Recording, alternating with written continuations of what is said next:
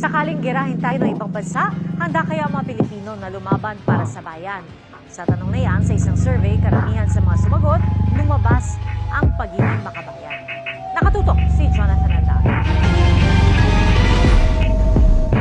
Kung magkakaroon ng kaguluhan sa pagitan ng Pilipinas at dayuhang kalaban, handa ka bang lumaban para sa iyong bansa?